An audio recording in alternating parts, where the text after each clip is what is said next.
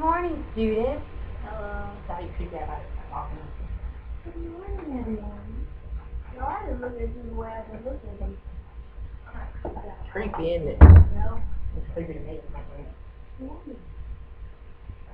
friend. Okay, this week, of course, our focus will be on your math, which was the addition and subtraction of fractions, because that didn't go well for the test at all. So tomorrow we'll work on the math portion, and we'll go through your grades that you made and figure out why in the world you made those grades. And the second thing we're going to go through tomorrow is Greek, ancient Greek, because we're going to continue our study on ancient Greek. I decided to do a thorough study of ancient Greek, which means I will do the food study, the Olympic study, Greek mythology study, and I think some more. Yeah, so it may take us a couple of weeks to get everything done, but it's a really fun chapter to study, ancient Greek. But today, we're going to work on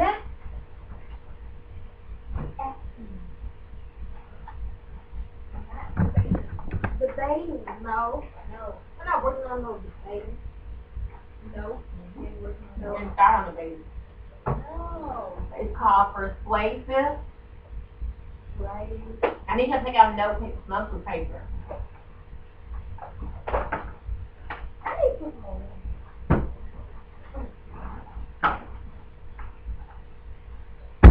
Be careful, Daisy.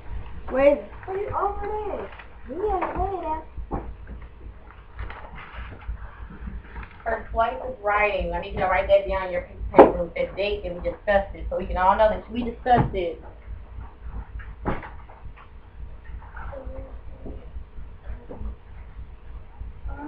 Where did that text? I don't know. Oh, there it is. I get from the okay, Page 294, Unit 7, Persuasive Essays. Don't step in, you got to go all over.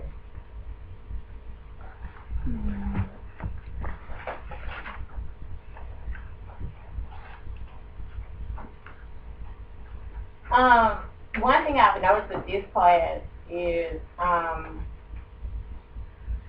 the things that I know that we need to work on is our writing skills.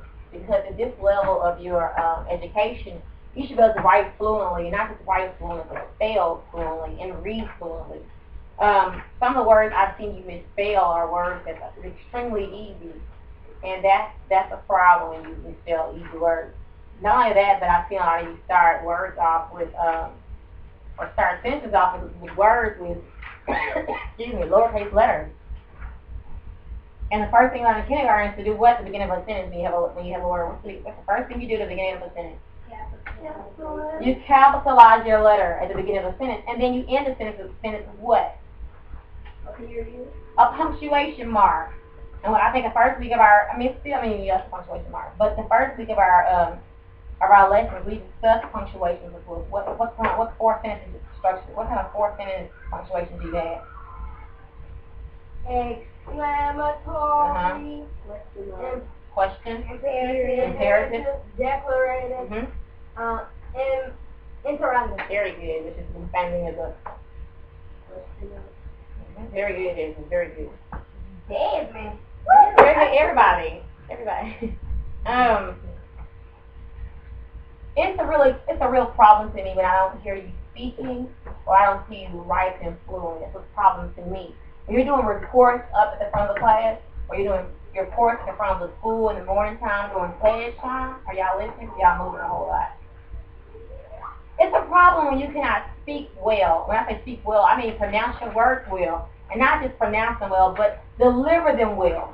There's a certain way you deliver messages. Am I right, Desmond? Because I think you're the only one right now paying attention to me, and I really appreciate you for that. The certain way you deliver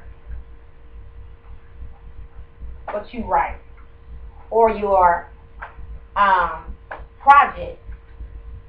Whenever you get up in front of class, I taught you about eye contact and how to read, and then you make eye contact with your audience, or how you bring your audience in, or how you use certain words or certain adjectives or adverbs to enhance your writing skills or to enhance what you're trying to get across. Especially in debating, you have to convince people of a idea that you feel like you believe in, and they may not. Like we discussed about corporal punishment, about whippings, and we talked about animal rights. And some people are for animal rights, and some people are against animal rights. All other animal rights, it includes furs. People talk about should animals be used or killed for their fur, which I think is extremely wrong. But some people say, hey, I got the money to buy a fur, $15,000 fur, so I'm going to buy my fur coat and I'm going to wear it. You have some people, some of y'all just fell, but I just feel like y'all just all over the place right now.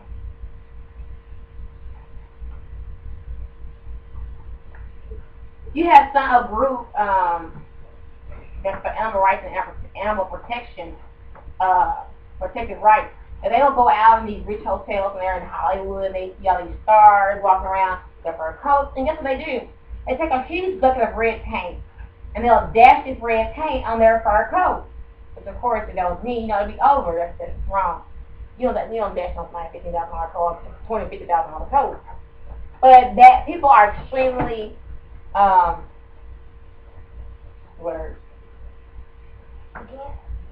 and they're extremely passionate about what they do. Another thing about animal rights is eating meat. We discussed vegetarian, being a vegetarian versus being yes, eating vegetables and meat. We discussed about should animals I'm gonna discuss this, but sometimes people have a problem with zoos. And when I was in kindergarten, which is way before I was born, when I was in kindergarten, like we went to the zoo, they didn't have the kind of zoo you see now. It was more of the animals, more small cages. They didn't have cat country. They didn't have bear country. The animals were really confined spaces. And people discuss whether or not that was humane to treat animals that way.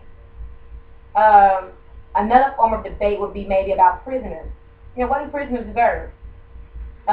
They deserve more PlayStations and Xbox and cable TV, air conditioning, heat. A lot of people say no, they don't deserve that. But on the other hand, another group of people say, hey, yeah, they do deserve it because they're still people. Me personally, in my opinion, is no, they don't deserve all this stuff because some jails actually do have game systems and TVs and cable television and everything. And it's like, okay, are you punishing them or are you rewarding them? Which one? Some people debate about those things. They said, what's humane and what's not? We discussed earlier when we were in the earlier month of our classes. We discussed how some people in other countries, their jail cells were so small they can't even stand up in their jail cells. They have to sit Indian style in jail cells the whole day, 24 hours a day, 7 days a week. Now that's punishment. There's many issues you can debate on, even your school uniform. I graduated right before they implemented school uniforms in the public school system. And I was extremely happy that I didn't have to be in that number. Because I really love to wear my clothes to school. So, but a lot of people are like, look, kids are having problems learning because they're focused on their clothing. We had something called senior superlatives. And in senior superlatives, you get best dressed, most attractive, most likely to succeed, and all that. So they felt like all that was too much. Are you listening, Micah? Too secular. Or it was not secular, too materialistic. They felt like, especially when I graduated from, we had gangs and all that kind of stuff. So, people are this color, they fight this color, or people wore stars, they wear pants, or whatever, and that they felt like school uniforms were cut down on all that, which it probably did, and then in some way it did not. But my main goal during this unit that we're studying persuasive writing is to teach you how to write in a way that's very convincing. Not to teach you how to write in a way convincing, but speak in a way that's clearly understood and you get your point across. And you don't stand there fidgeting when you're talking, but you stand there and you can speak well and you can speak to people like I'm speaking to you with authority. It takes you to speak with authority when you're trying to do a debate or you're trying to persuade somebody to buy something. Am I right? To speak with authority, right? You can't say, hey, I'm selling these Girl Scout cookies, and do you think that you can maybe buy a few boxes of my, you can't do that, right? Look, I'm telling these girls how to be in this for a good cause. And I'm trying to get the most points. I can be blah, blah, blah. And this and that. If you go buy these boxes, I promise you wouldn't be sorry for them. Buy cookies this year. They're ones we have 15 different varieties and blah, blah, blah. You convince them about some cookies. And right before you convince them about some cookies, right? It's easy to convince them about some cookies. Okay, so what's on page one time now. Page 294. We're going to read through this together real quick. And it says persuasive essay. What do you now know? Buy now and save. We're the best. Shop smart. You hear advertising messages like these on radio and television and read them in newspapers and magazines all the time. You do, right? Of course you do. They urge people to buy a certain product or shop in a certain store. You also hear messages that are aimed at convincing people to support some organization, cause, or idea. These messages may not all sound like ads, but their goal is the same: to persuade people to act or think in a certain way. Sometimes you may want to convince someone to act or think in a certain way through your writing. This is not an easy task. Your ideas and opinions must be what? Clear. You must present strong, reasonable arguments that your audience can accept. One form of writing in which you present your opinion and offer reasons to support it is called a persuasive essay. What is a persuasive essay, Desmond? Well, what characteristics does a persuasive essay have? It states an opinion about a particular topic. I'm going to write this down. It aims to persuade readers to accept that opinion. A statement of the opinion appears at the beginning of the essay and restates the next appears at the end. The opinion is supported by evidence. Yeah, we're going to discuss this one first.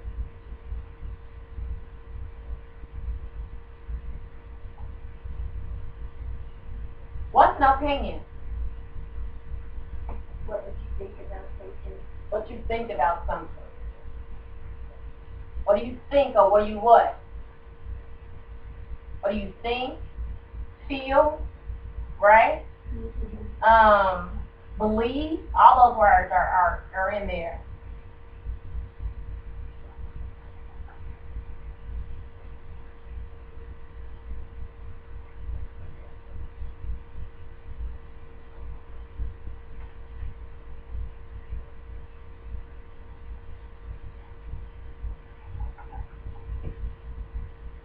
Sometimes you have to, when you're writing a persuasive essay, your opinion is your opinion. Sometimes people get angry because I may say, Micah, I don't like Monster High. That may be what I say. I don't like this. So that means it's not good. Does that mean that? No. Why? It's just my opinion. Which means y'all come and say, Miss Joy, you know what, I don't like your hair and no foosball. So you shouldn't run like that anymore. Is that true? Because that's your what? Opinion. Did you write this down? It's your opinion. Your opinion is something that's not necessarily factual. It's something that you believe. You cannot prove it. You cannot say, hey, this is the evidence of this right here. It's only what I believe. Which means opinions can do what between people? They can what between people? Vary. Opinions vary. I can take one topic and I'll get different opinions from everybody. For instance, let's do an example. Micah, what's your opinion on having school on Saturdays? Why?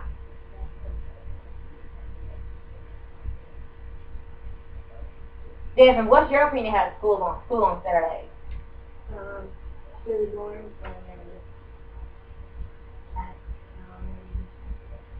Okay. Simon, what's your opinion of having school on Saturdays? You don't want to? Why? Because you have other things to do. Kennedy, what's your opinion of having school on Saturdays? I don't think anybody can school on Saturdays because you have school always in work.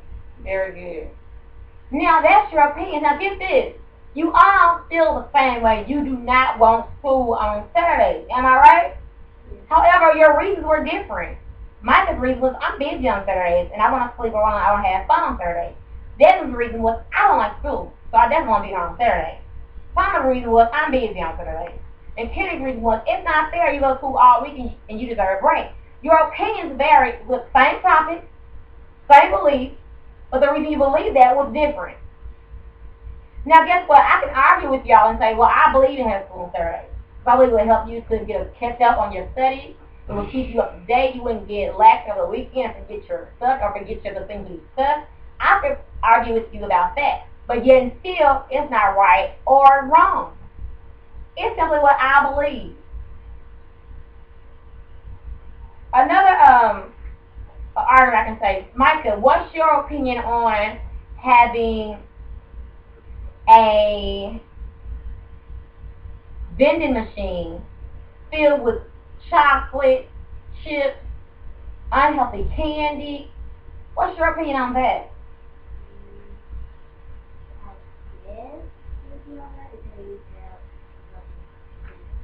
Good. So you're saying it'll be okay as long as you have a balance in between the two. You can't have too much junk without enough soul food. Desmond, what's your opinion? It's okay if the teachers don't take home. Yeah, I see how their opinions differ. Micah says it's okay, period. She's not about the teacher. She's about it's okay as long as you have a balance between healthy and unhealthy. Desmond's opinion was, it's cool as long as the teachers don't take over. And when you say take over, you mean buy more than y'all buy, or tell you when you can go and when you can't go. So you want to have freedom to go to the vending machine, all the time, buy what you want to buy. And you cool with it. And it's 25 cents. And it's cheap. Mm-hmm. But, okay, that's a different opinion. Now, Micah may argue with Desmond and say, look, it don't matter about them telling us where we can go in and buy junk food or whatever. As long as we have a healthy balance. You may tell her, it does matter. There's no point in having a vending machine, Micah, if you can't go there when people get ready to go. Sam, what's your opinion of having a vending machine filled with junk food and unhealthy food? What's your opinion? You want it? You don't want it. Why? You don't like candy. Now we have another argument. Because over here, we love candy. Over here, something I don't like candy, so what would you rather have in the vending machine? Fruit? I think you're going to start having an argument. You get how the debate start coming in? Y'all go to them and say, what? You for real? And then, guess what, Micah? You may tell Simon, if I had y'all debate about whether or not you have a vending machine with unhealthy products or a vending machine or not, you may debate with him and tell him, look, I don't feel we should have fruit in the vending machine. That's not good enough. I need to know why. Why you need to back that up?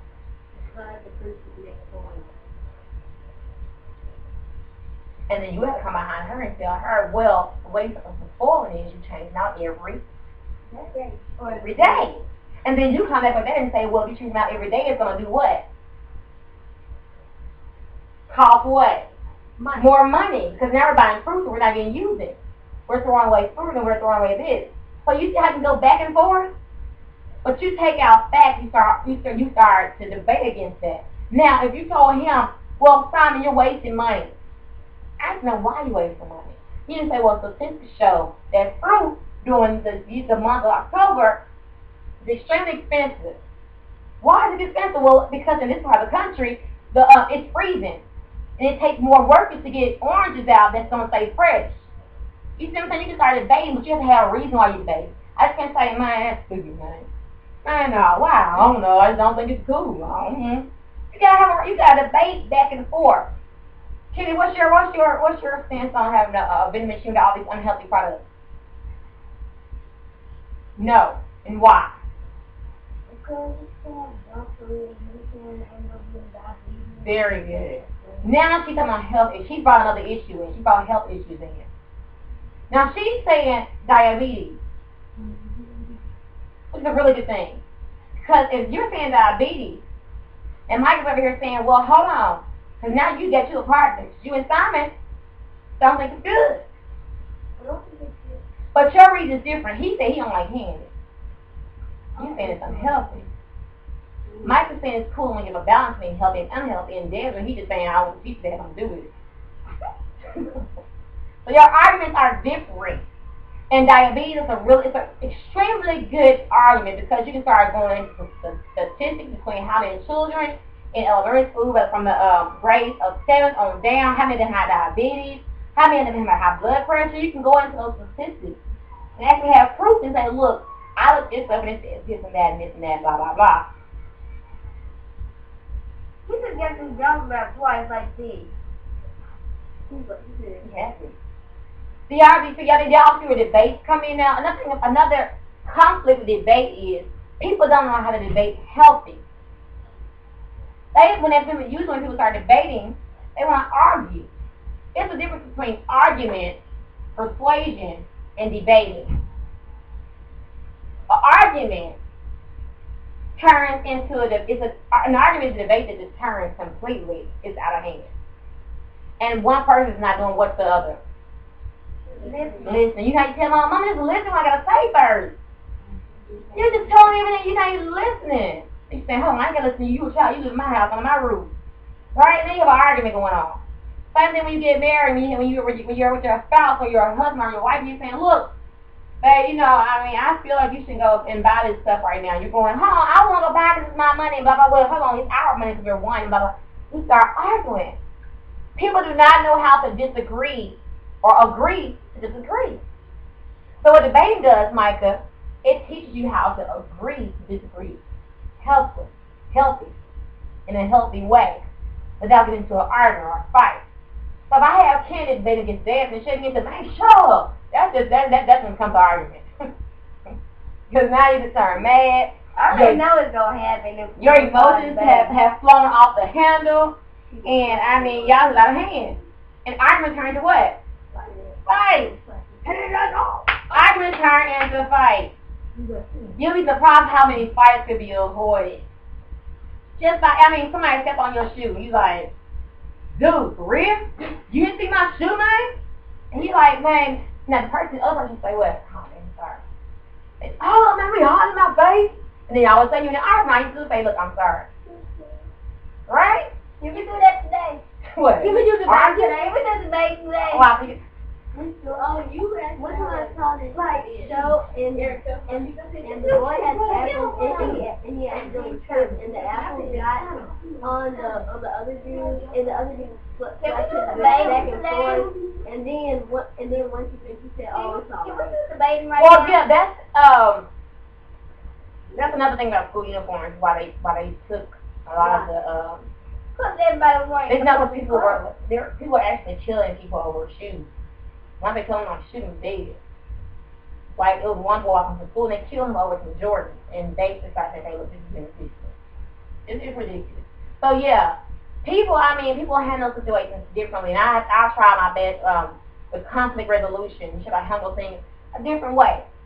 And me being in a position I'm in with a dance company dealing with young people and dealing with young women and young men and that, you're in those kind of positions, you can't just, you have to know how to handle conflict. Even when you're a mediator. What's a mediator? A mediator?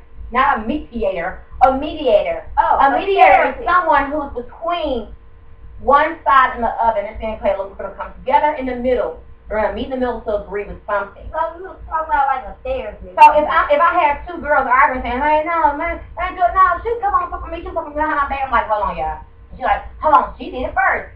Look, y'all, let's talk about this. Let's come together. So a mediator can't stop with this person. Yeah, I did. Nobody did that yesterday. Yeah, I did. That's the person. What's that becomes now? It's not a mediator, but a what? Backstabber. What? What's called when you instigator. You're not mediating. You just instigating a fight. Have y'all ever thought about it? Just instigating a fight? See what you want to do. See what you want to do.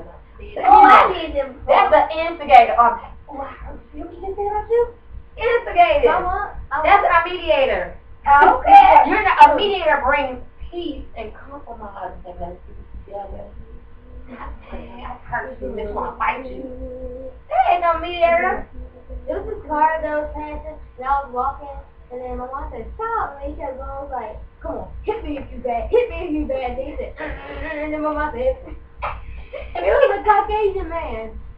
I was like, hit me if you bad. You know when I did that? Can we do debating right now? Yeah. But you have to learn how to debate. So you have arguments that we discuss about when you start to go into and your emotions get high, and you're like, look, you're going back and forth, and when nobody's listening to the other person, and everyone wants to talk, nobody wants to listen. You have arguments, and you have persuasion. What's persuasion? Persuading somebody to buy something like. Buy something. Say something. Say something. Join something. Eat something. Eat something. Smell something. Buy something. Buy something. Sell something. Make something. Come somewhere. Make something. Guess what? We see persuasion every single day of our lives. When you go to the store and you're seeing all these advertisements. Like that cake that I just can't every time I see I get hungry. All those hot wings right there. Wow. Half the time, listen to this, half the time, I want y'all to hear this. Half the time, when you're looking at commercials, Micah, sit up for me, y'all. Y'all think commercials. Y'all know that food is more than nothing not real? Yeah. What you talking about? It's not real. Like McDonald's? No. Have you ever wondered why you see a McDonald's commercial and the burger's all steamy hot and the burger's stacked just right? And then you go to the store and it's all mushed up and the cheese all one to the side and the tomatoes hanging out. You know why that is? Well, they just want you to come and buy some. Because advertising, a thing called advertising, they create fake food. When you see a turkey on TV for Thanksgiving, advertising about Thanksgiving, it's our actual cooked turkey. They take the turkey, they get a steaming iron, and they steam the top of the turkey until it turns golden brown. They'll cut it and slice it down the middle, and they steam this iron until it looks like it's well, but the turkey is raw. Milk, usually you'll see milk, a lot of times the milk is just, it may be something like a mixture of glue. They use glue in this. Like you see milk on TV, you see they pour the milk, and the milk is all splashing in the cereal, and all cool and nice and yummy. Sometimes it's glue. Ew. I know, right? Fruit. When you see fruit, these people, they spend millions of advertising foods like this. The fruits sometimes are fake, or the fruits, you'll see fruits and they'll have like strawberries, and strawberries are all plump and nice and juicy, and they'll have water on the side. They take misty spray bottle, and they spray the strawberries. It looks like it's all fresh and nice and everything. Burgers, the burgers are fake. They stack those burgers up, and they'll put something into it and have it smoking and steaming, and it's okay, go ahead and take a shot now. That's fake. But guess what? At 2 o'clock in the morning, when I'm watching TV, and I had to eat out like for all night, and I see a steaming hot burger on TV with some nice crispy golden fries and a cold Coca-Cola plastic, I'm gonna get hungry. And I'm gonna say, you know what? I need to go McDonald's real quick. You know what I'm saying? They persuade you, especially your age. It's something called in advertising there's something called an audience. You're the audience. My audience and your audience is different. Your audience, they appeal to you through toys, through video games, through pictures like princesses or they appeal to you in what you like. They're not gonna try to if you're watching what's the show y'all watch? Nickelodeon. SpongeBob. If you're watching SpongeBob, you're not gonna see an advertisement about buying a house. Why? They want to target a certain, or you have a target audience. So when you watch SpongeBob, you're gonna see all these commercials about toys and Christmas gifts, and you're gonna see kids on commercials. Actually, that's because they're targeting you, your age group. And you're sitting here just in bed, you're like, I was thinking, say, Mama, you know what I want for Christmas? And you don't even know why they did this, but it's a message, but it's called subliminal messages.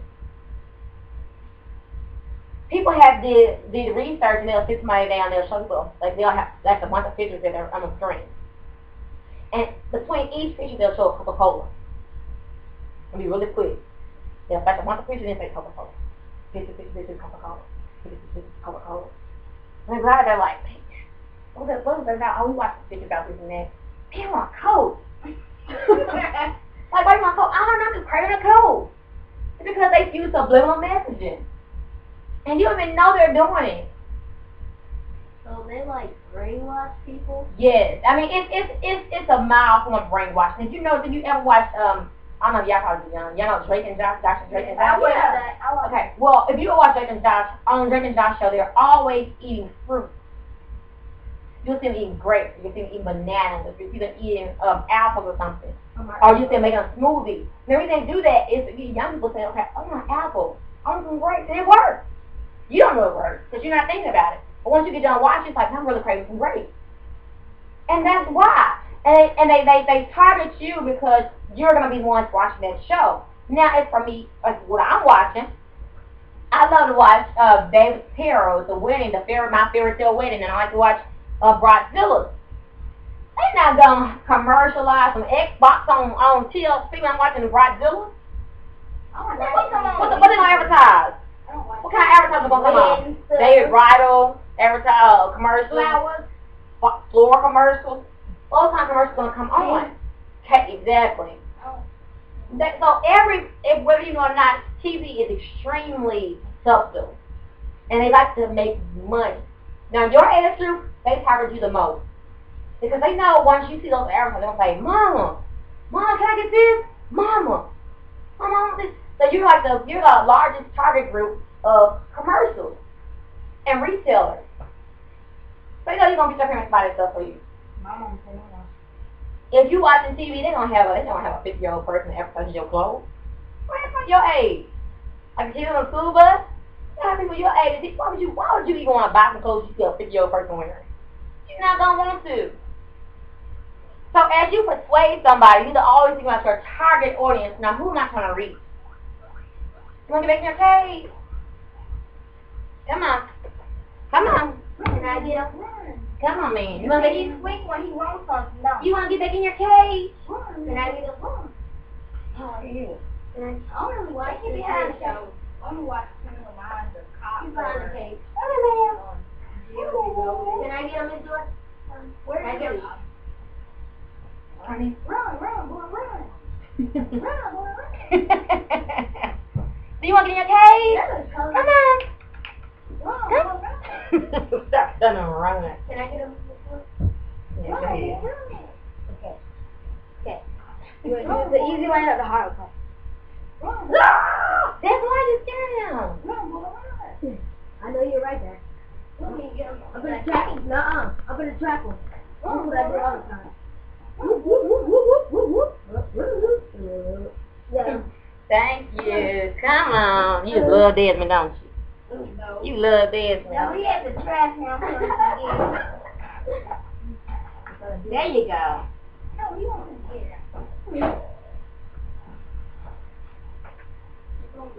He goes up that thing. Oh, that's it? Yeah, he went up there a lot. Yeah, so when you're writing persuasive essays, the first thing you want to do is find out, okay, who do I want to reach? Not only that, we write persuasive essays. I want to say, okay, how am I going to get you to get style with me? I want you to style with me. So if you're writing, when we do debates in front of the school, we're going to get what's on your side. That's why when you're running from, when you see people on TV running for class president, and 6th grade president, or 5th grade president, they're saying, look, if you choose me to be our president, I don't fight that you don't have much homework on a weekday. Right. Or if you choose me as class president, I'll make sure that you have vending machines and stuff and all the goodies you want for free. Or I'll make sure you have at least a whole 2 hours of free time every day after school. That's called persuasion. It's like, okay, cool. When you're going to these places, they give you all your opinions and look, here, vote for me. Vote for me. Here, have a cupcake. Vote for me. Here, have a free meal at Chick-fil-A. Vote for me. They're trying to pull you in, but you have to do something to pull you in, right? All right, let's keep going. You hear advertising messages like these on radio and television and read them in newspapers and magazines all the time. What do? They urge people to buy a certain product or shop at a certain store. You also hear messages that are aimed at convincing people to support some organization, cause, or idea. these messages, like I already said, subliminal messages, may not all sound like ads, but their goal is the same: to persuade people to act or think in a certain way. Sometimes you may want to convince someone to act or think in a certain way through your writing. This is not an easy task. Your ideas and opinions must be clear. You must present strong, reasonable arguments that your audience can accept. One form of writing in which you present your opinion and offer reasons to support it is called a persuasive essay.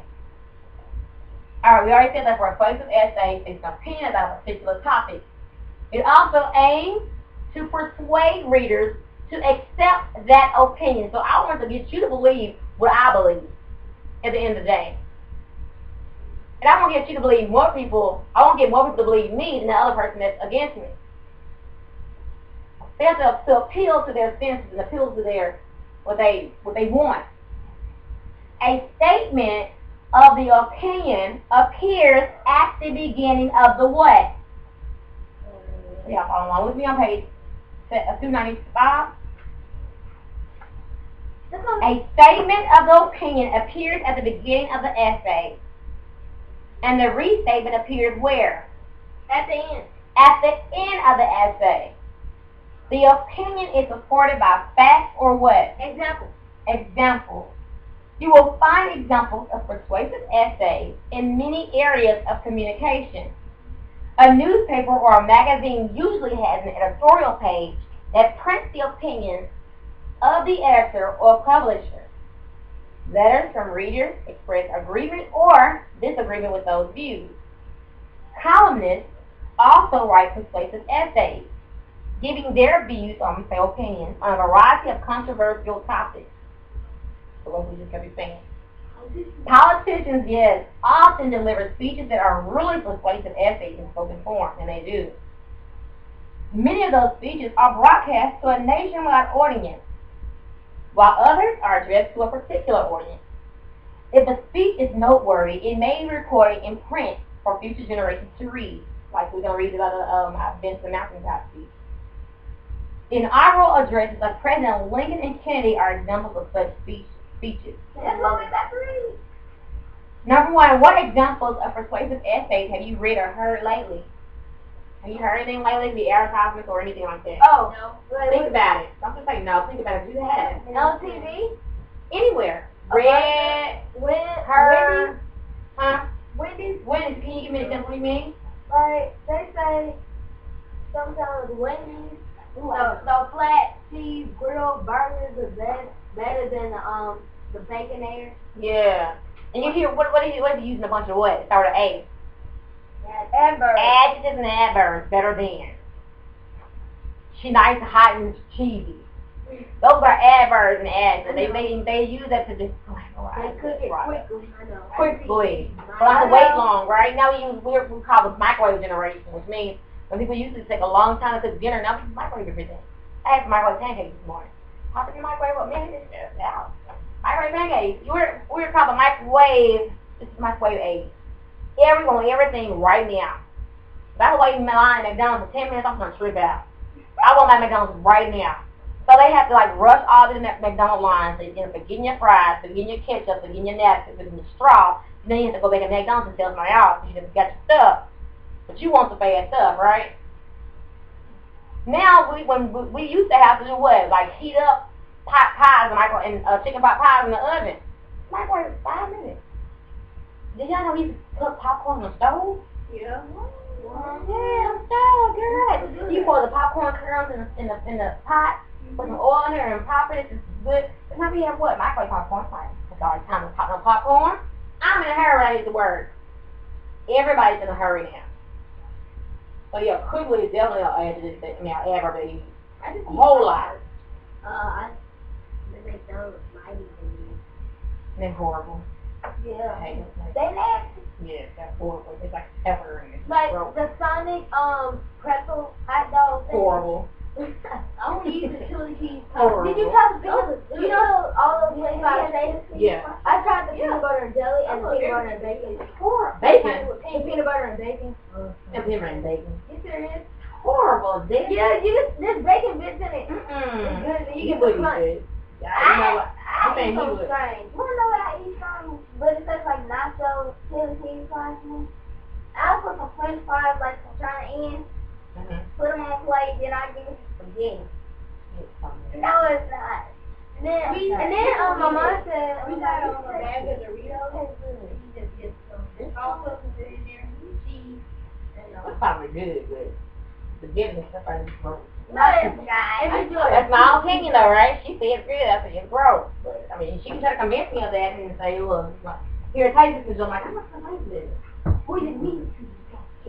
How did these persuasive essays affect your point of view or opinion? We kind of said it already, one that you saw. What issues do you think would make good topics for persuasive essays? I need to go Animal to hunting. animal hunting, I know that's right. No, kill animals. I'm going Can you read this to us?